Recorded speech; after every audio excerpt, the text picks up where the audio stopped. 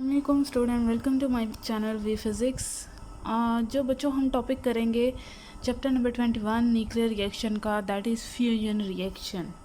देखिए, हम लोगों ने फिशन रिएक्शन पढ़ा था जिसमें हमने देखा था कि एक हैवी न्यूक्लियस को जब हम एक लाइट न्यूक्लियस के साथ कोलाइड करवाते हैं, जब ये आपस में मर्ज होते हैं, वो जो लाइट न्यूक्लियाई है वो हैवी न्यूक्लियस के साथ मिलके उसको क्या कर देता है, ब्रेक कर देता है। उससे हमारे पास दो आगे न्यूक्लियस अलग टाइप के जनरेट होते हैं, ठीक है, और उसके बाद 3 न्यूट्रॉन एमिट होते हैं और इसकी वजह से एनर्जी भी एमिट हो रही होती है, ठीक है।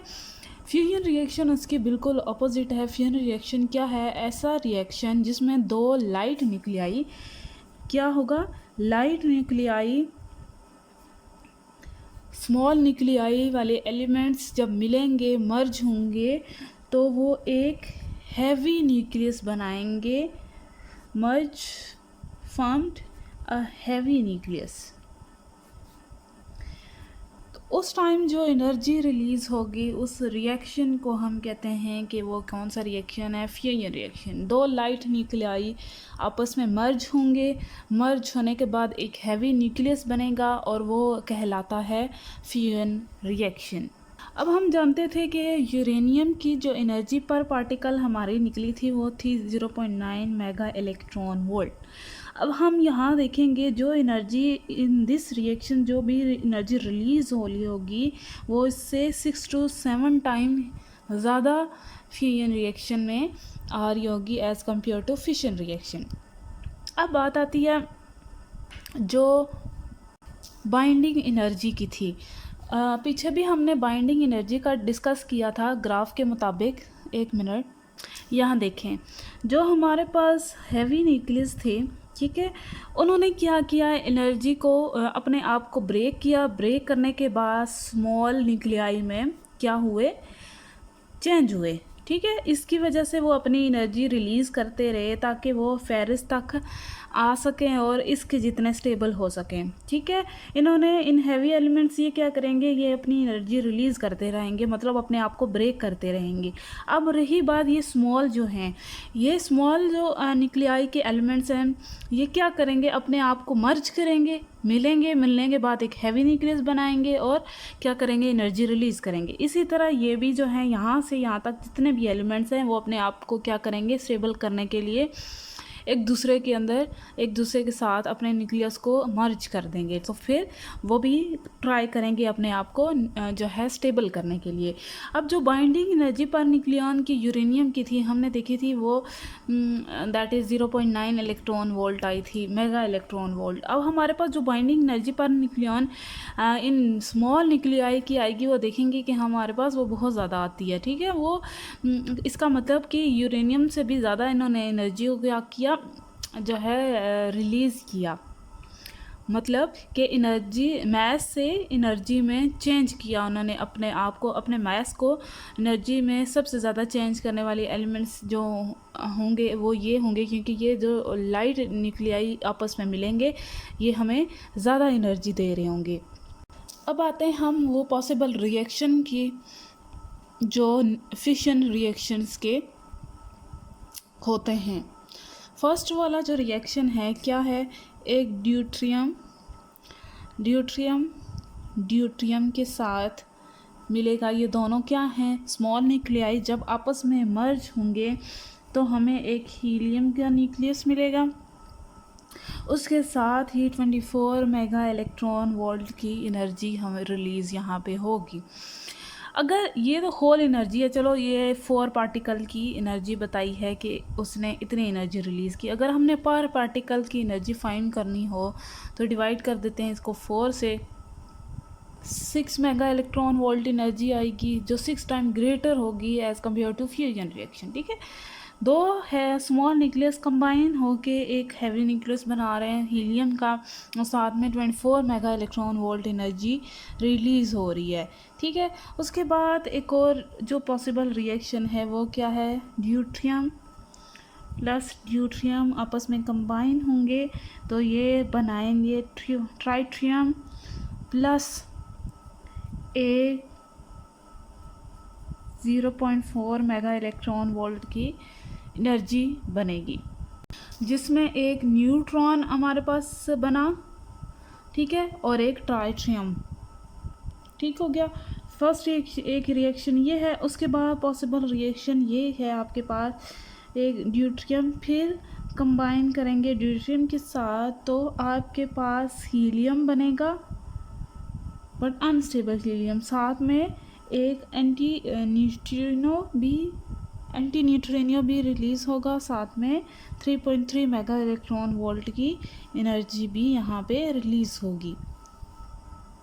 एक और रिएक्शन, जब हम क्या करें, ड्यूट्रियम को कंबाइन करें ट्राइटियम के साथ, तो हमारे पास एक हीलियम का न्यूक्लियस, स्टेबल न्यूक्लियस बनेगा, और साथ में एक न्यूट्रॉन जो है बनेगा, और 17.6 मेगा इलेक्ट्रॉन की वोल्ट की एनर्जी भी रिलीज़ होगी।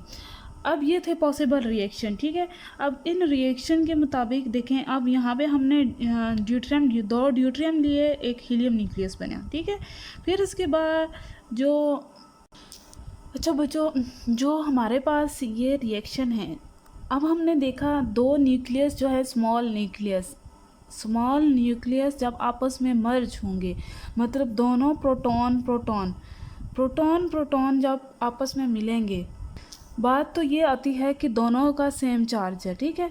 दोनों सेम चार्जेस हैं तो आपस में वो एक दूसरे को रिपेल करेंगे, वो बहुत सारी रिपल्शन को भी फेस करेंगे।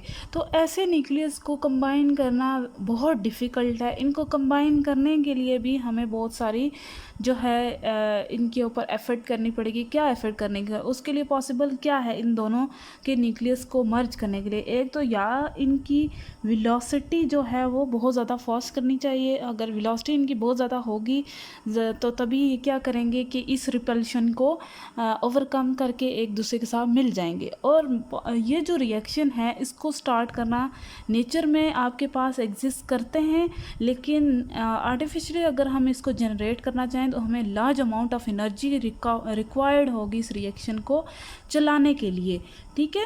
क्योंकि जब दो न्यूक्लियस दोनों क्या हैं, सेम चार्जेस हैं उनके पर, इन दोनों की रिपल्शन इतनी स्ट्रॉन्ग होती है, उनको ओवरकम करने के लिए एनर्जी जो रिक्वायर्ड होगी वो पॉसिबल नहीं है हमारे लिए इतनी एनर्जी को ओवरकम करना।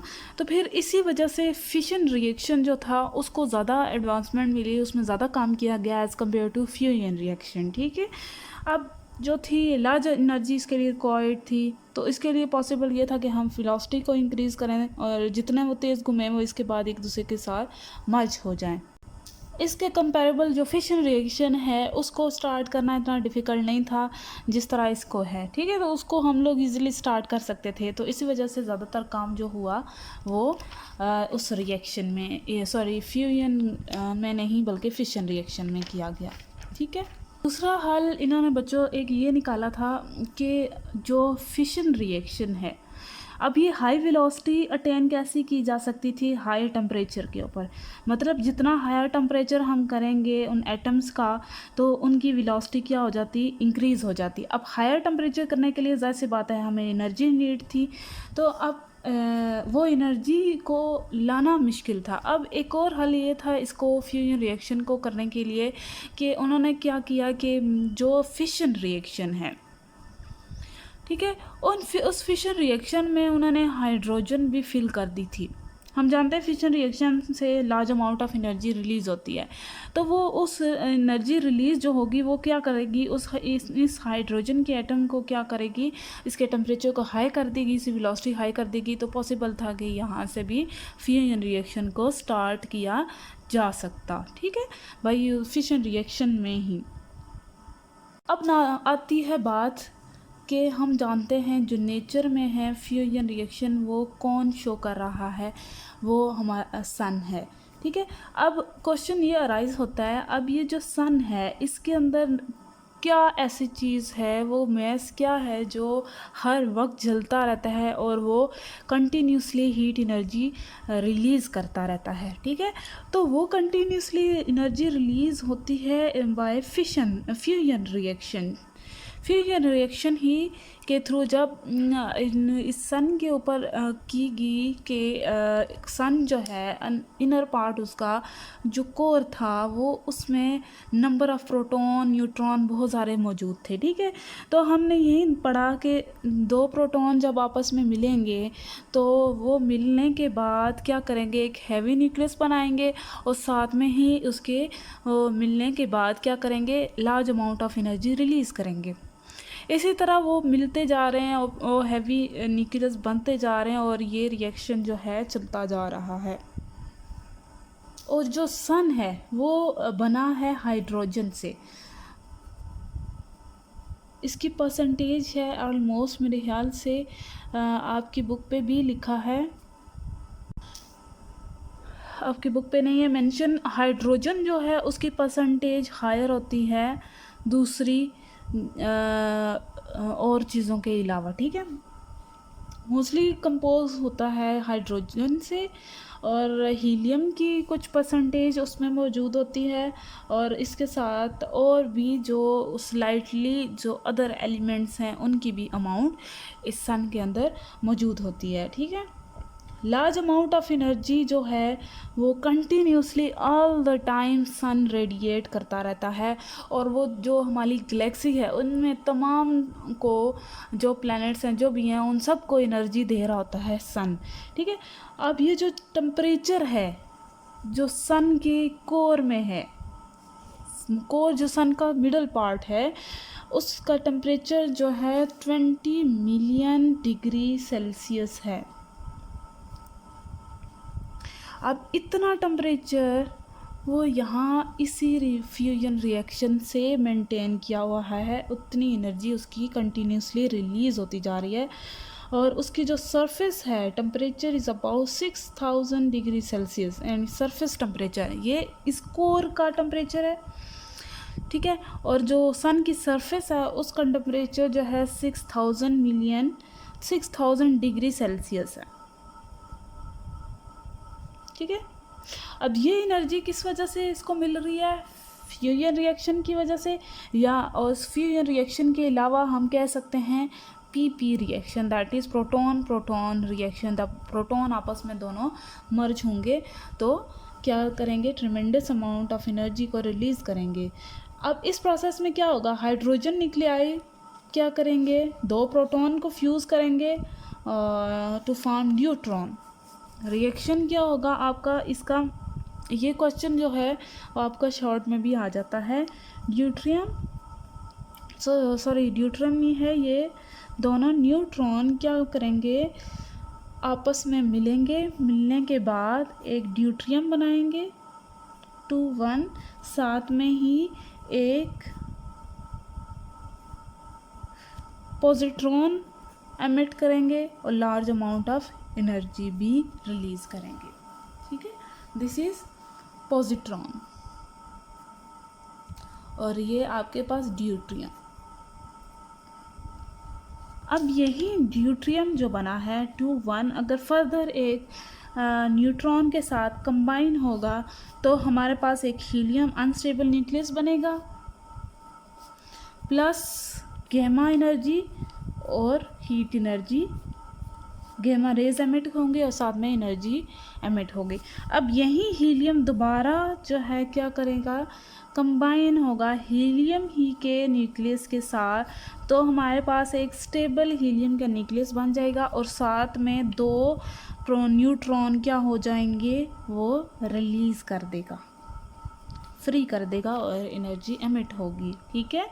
अब देखें जो टोटल हमारे पास थे वो 6 थे जो हमने यूज़ किए प्रोटॉन्स न्यूक्लियस, ठीक है। तो क्या हुआ, 4 तो इस न्यूक्लियस को बनाने में लग गए तो 2 फ्री हो गए। अब ये जो 4 हैं ये 4 ही कितनी एनर्जी रिलीज़ कर रहे हैं, दैट इज़ मेरे ख्याल से 6.4 मेगा इलेक्ट्रॉन वोल्ट की एनर्जी को रिलीज़ कर रहे हैं, ठीक।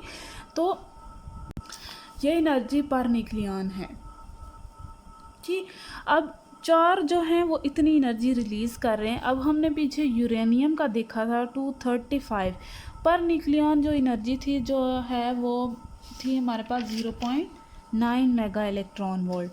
तो 2235 की अगर करते तो हमने इसको 0.9 से मल्टीप्लाई किया तो तुम्हारे पास एनर्जी आ गई थी, that is 211 I think so mega electron volt, इसी के करीब करीब कुछ थी।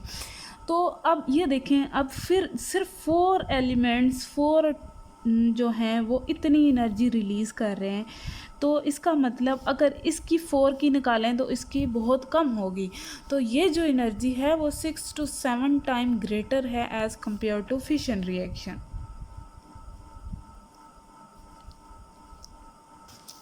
ये था हमारा टॉपिक फ्यूजन रिएक्शन, ठीक है। तो कंपेरेबल इन दोनों का किया जाए कंपैरिजन फिशन और फ्यूजन का, यही है कि फिशन हमें लार्ज अमाउंट ऑफ एनर्जी देता है एज़ कंपेयर टू फ्यूजन, लेकिन as compare to fission reaction है उसको स्टार्ट करना इजी होता है, लेकिन फ्यूजन के लिए large amount of energy required होती है उसको स्टार्ट करने के लिए, ठीक है।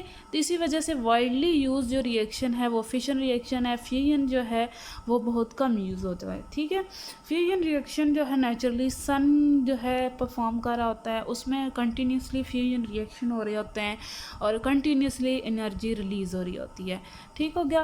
बाकी कुछ समझ ना आया हो तो आप मुझसे पूछ सकते हैं, फ़िलहाल के लिए इतना ही, और कल करेंगे। और लाइक और सब्सक्राइब करना मत भूलिएगा। Thank you so much. अल्लाह हाफ़िज़।